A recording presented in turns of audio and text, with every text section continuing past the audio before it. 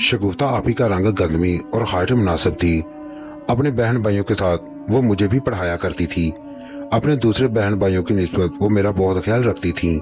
यहाँ तक कि बाद अनजान लोग मुझे उनका छोटा भाई समझते थे। मेरा बचपन उन्हीं के साथ गुजरा था। फिर यूं हुआ कि आपी की शादी हो गई। शगुफ्ता आपी का हामिद किसी यूरोपीय मुल्क में काम करता था। आपको तो पता ही है कि यूरोप में आराम से मिल जाती है, इसलिए वो शख्स सालों बाद घर आया करता था। काफ़ी अरसा बाद जब उनके शोहर को वहाँ की नेशनैलिटी मिल गई तो उन्होंने आपी को भी रिस्पांस दिया। फिर इस सिलसिले में उन्हें सफारत खाने की जानब से इंटरव्यू की कॉल मौसूल हुई तो वो इंटरव्यू देने के लिए इस्लामाबाद आ गई। यहाँ आकर जाहिर है उन्होंने हमारे यहाँ ही ठहरना था। इस तरह हम लोग शादी के बाद उनसे पहली बार मिल रहे थे। चूँकि उनका ससुराल दूर के शहर में था, इसलिए हमारा उनके साथ कोई राब्ता न रहा। हाँ, गांव में उनकी मामा के साथ मेरी अम्मी का फ़ोन पर राब्ता था। अब वो मुझसे तकरीबन 12-13 साल के बाद मिली थीं। शगुफ्ता आपी मुझे देखकर काफ़ी हैरान हुई।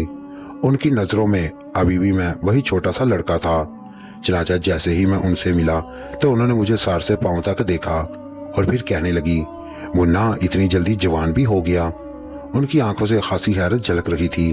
फिर वो अम्मी की तरफ मुड़ी और इसी लहजे में बोली, देखें ना आंटी, अभी कल की बात है कि ये इतना सा होता था और अब देखें कितना बड़ा हो गया है।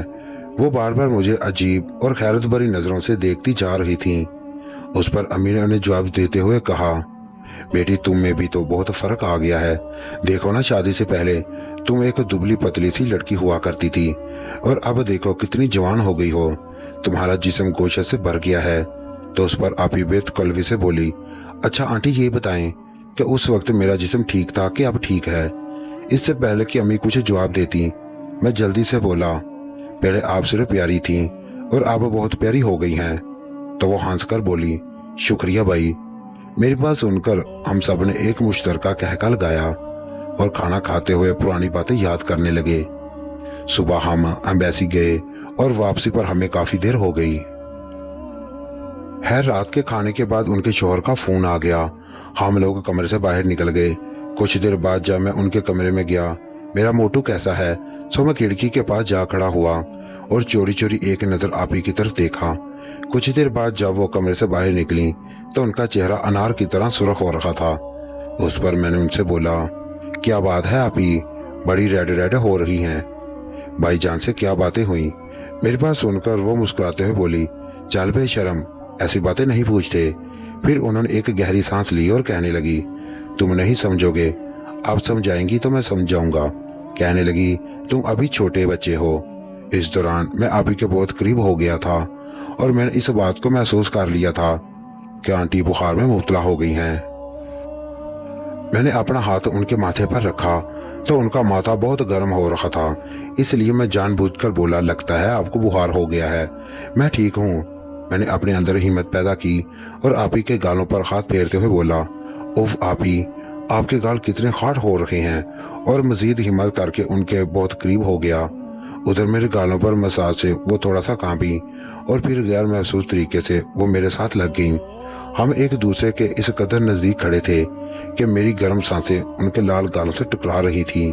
उसको पकड़कर थोड़ा सा दबा दिया, लेकिन उस पर भी उन्होंने कोई रिस्पांस न दिया।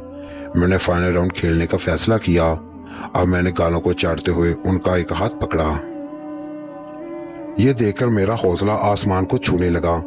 अचानक ऐसे लगा जैसे वो नींद से जागी हों। उन्होंने मेरी तरफ देखा और कहने लगी, ना करो प्लीज, ऐसा ना करो।